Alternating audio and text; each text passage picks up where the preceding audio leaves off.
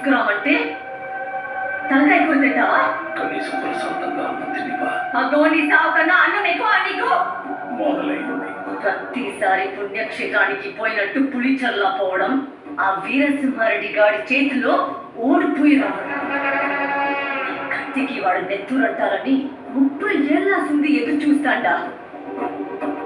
పక్కోడు పంపుతున్నా పసుపు కుంకాలతో బతుక అంటే ముత్తైదు వల్ల లేను ఉండ మోపిలా ఉన్నా.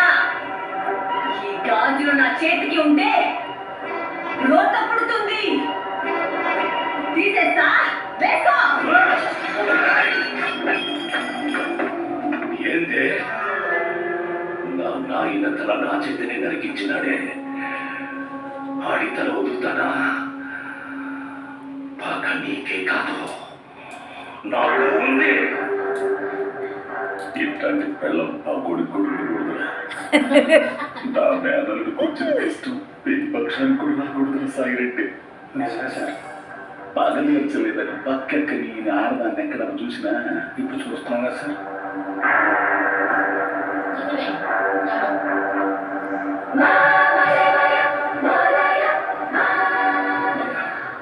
ఆడ సాగు చూడాలి నీకెంతుందో, నాకు అంతకంటే ఎక్కువే ఉంది. ఆడిని చంపిన కత్తి నిద్రని పట్టు చీలకి తొడవకపోతే నా పేరు ప్రతాప్ రెడ్డి కాదు. ఈసారైనా మాట నిలబెట్టుకుంటావా? నీకోసం నిలబెట్టుకుంటానే. నా మాట అంతేనా? రాక్షస ప్రేమ.